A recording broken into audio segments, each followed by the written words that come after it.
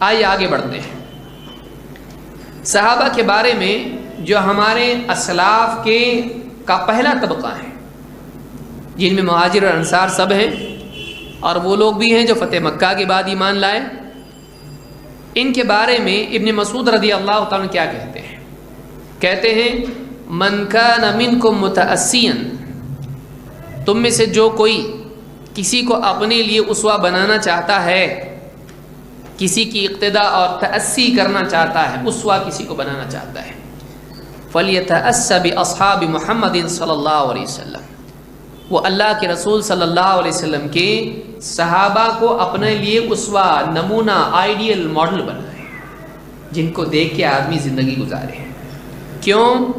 کیا وجہ ہے اور کیا ایسی خاص بات ان میں تھی؟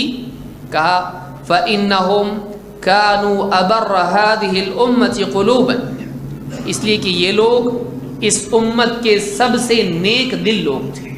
خیر کی شروعات کہاں سے شروع ہوتی ہے؟ آدمی کے دل سے۔ بھلائی کی شروعات دل کی زمین سے ہوتی ہے، پھر وہ اللہ کی بنائی ہوئی زمین پر آتی ہے۔ اسی لیے اللہ کے نبی صلی اللہ علیہ وسلم کیا فرماتے ہیں؟ الا ان فی الجسد مضغہ اذا صلحت صلح الجسد كله واذا فسدت فسد الجسد كله الا وهي القلب، خبردار آدمی کے جسم میں گوشت کا ایک ٹکڑا ہے، اگر وہ صحیح ہو جائے سارا جسم صحیح ہو جاتا ہے، اگر اس میں فساد اور بگاڑ پیدا ہو جائے سارا جسم بگڑ جاتا ہے۔ وہ آدمی کا دل ہے۔ خیر کی شروعات دل کی زمین پر ہوتی ہے، شر کی ابتدا بھی آدمی کے دل کی زمین پر ہوتی ہے۔ لہٰذا وہ سب سے قیمتی جگہ جو انسان کے بدن میں ہے وہ آدمی کا دل ہے۔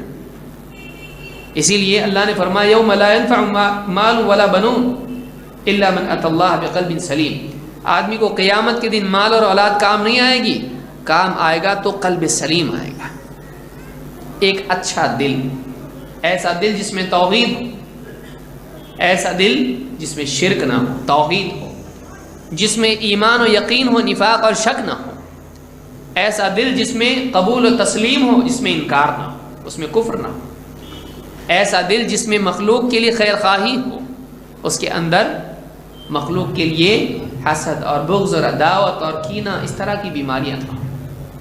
لہٰذا کہتے ہیں صحابہ کا حال کیا تھا؟ أَبَرَّ هَذِهِ الْأُمَّةِ قُلُوبًا، اللہ تعالیٰ کسی کو چنتا ہے تو کثرت عمل کی بنیاد پر نہیں بلکہ قوت ایمان کی بنیاد پر چنتا ہے، اس کے قلب کی صلاح اس کے ظاہری اعمال کی کثرت پر مقدم ہوتی ہے۔ اسی لیے بعض اوقات ایک آدمی زیادہ نیکیاں کرتا ہے ثواب کم ملتا ہے، لیکن ایک آدمی نیکیاں کم ہوتی ہیں گنتی کے اعتبار سے لیکن ثواب بڑھ جاتا ہے۔ کیوں؟ اس لیے کہ وہ نیکیاں زیادہ وزنی ہوتی ہیں۔ وہ ایک آدمی 100 رکعت نمازیں پڑھیں اور اس میں واقعی خشوع خضوع نہ ہو، اور ایک آدمی 2 رکعت پڑھے لیکن ایک دم اللہ پر ایمان کے ساتھ، یقین کے ساتھ، اللہ تعالیٰ کی بندگی کے استحضار کے ساتھ اور اللہ رب العالمین سے ثواب اور احتساب کی امید کے ساتھ، سنت کی پابندیوں کے ساتھ، اور ایسے کہ گویا اللہ تعالیٰ کو گویا بندہ دیکھتا ہے، ایسے نماز پڑھے۔ اب بتائیے یہ 2 رکعتیں اور کہاں وہ 100 رکعتیں جو جھٹ پٹ رات بھر کی ہوں، وہ 100 رکعتیں ان 2 رکعتوں کی برابری نہیں کر سکتی ہے۔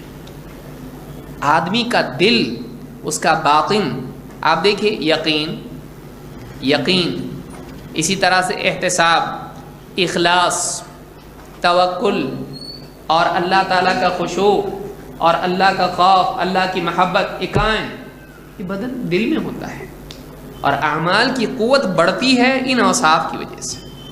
جو آدمی اللہ کے لیے عمل کرے چاہے تھوڑا کرے، وہ قیمتی ہے جو لوگوں کے لیے کرے اس سے، بلکہ اس کی کوئی قیمت ہی نہیں ہے۔ اب دیکھیے دونوں بھی عمل ہیں، ایک آدمی نماز پڑھ رہا ہے، ایک آدمی دوسرا اس کے بازو نماز پڑھ رہا ہے، ایک اللہ کے لیے پڑھ رہا ہے اور ایک دکھاوے کے لیے پڑھ رہا ہے۔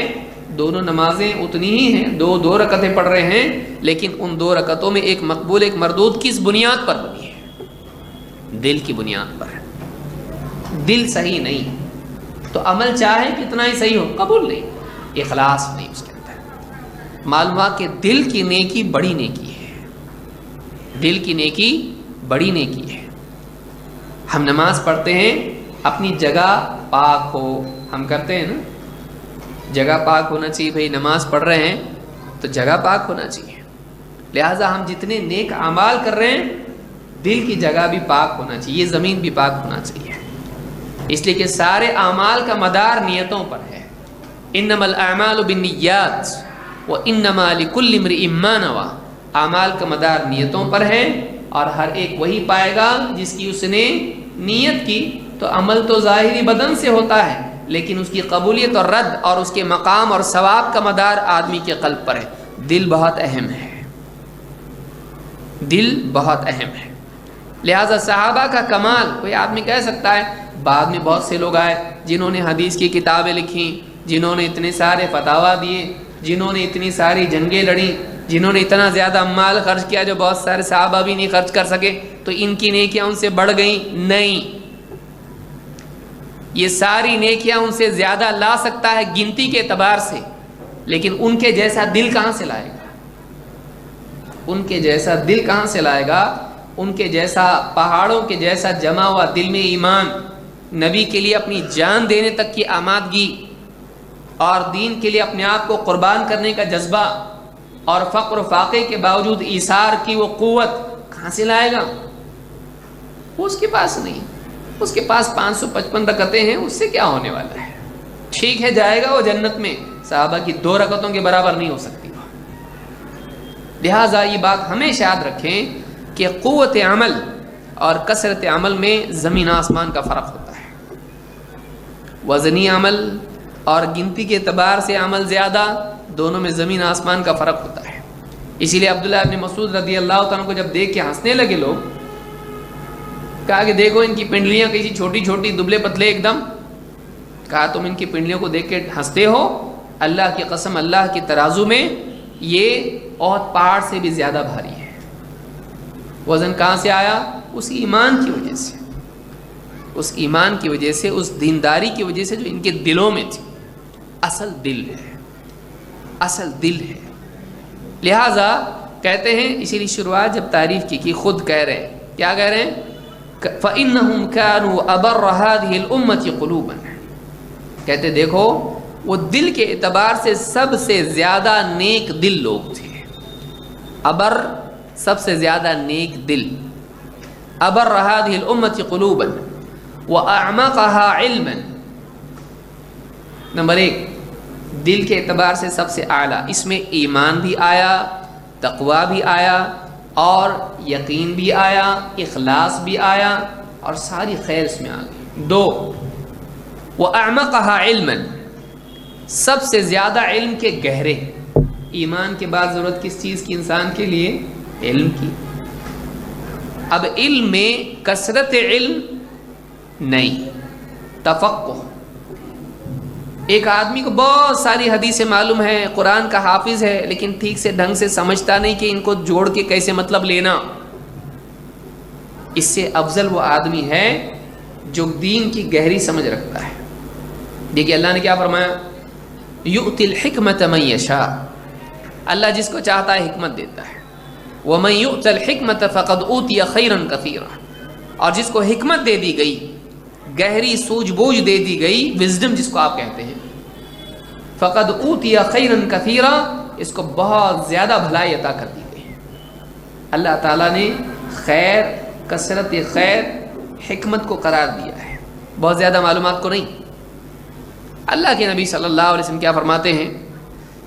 آپ نے فرمایا نضر اللہ امرأ, اللہ تعالیٰ اس آدمی کو تر و تازہ رکھے, سمع منا حدیثا فحفظه حتى يبلغه غیرہ. ہم سے کوئی حدیث سنے اور اس کو دوسرے تک پہنچا دے جیسا سنا تھا, کمی زیادتی نہیں. فرب حامل فقہ الى من هو افقہ منہ. اس لیے کہ بہت سارے فقہ کی بات لے جانے والے ایسے لوگوں تک اس کو پہنچا دیتے ہیں جو ان سے زیادہ فقہ والے ہوتے ہیں. ورب حامل فقہ لیس بفقیہ, اور بہت سارے فقہ کی یعنی حدیث کی بات کو لے جانے والے خود اس کو سمجھنے والے نہیں ہوتے. معلوم ہے کہ ایک آدمی کے پاس حدیث یاد اس کو ہو سکتا ہے اس کو نہیں سمجھے. صحابہ کے بارے میں کیا کہہ رہے ہیں؟ عبداللہ ابن مسعود, اعمقها علما, ایک علم ہوتا ہے اوپری اوپری سطحی سطحی، یہ آیت یاد، اس کا حوالہ یاد، اس کی بارے میں معلوم ہے، ہاں ٹھیک ہے، اس کا ترجمہ ورڈ ٹو ورڈ یہ ہے، قل کا مطلب کہو، ہوا وہ، اللہ اللہ، احد ایک ہے، ماشاء اللہ، ورڈ ٹو ورڈ سمجھا اس کو۔ لیکن یہاں پر احد کس معنی میں ہے؟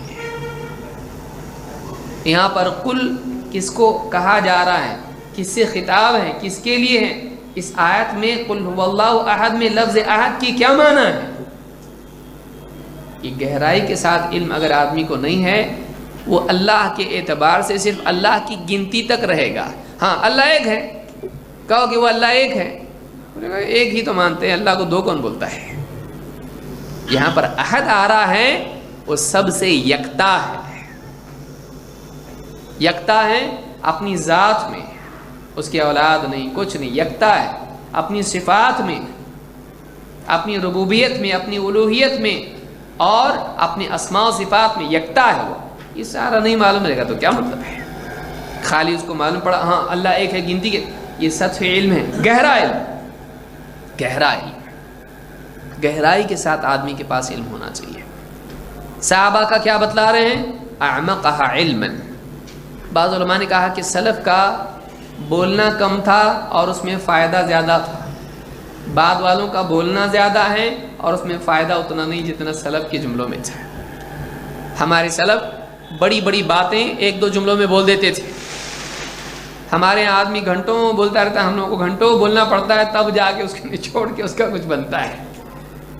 ان کے اور آج کے ہمارے علم میں زمین آسمان کا فرق ہے۔ اصل علم وہ ہے، اصل علم وہ تھا۔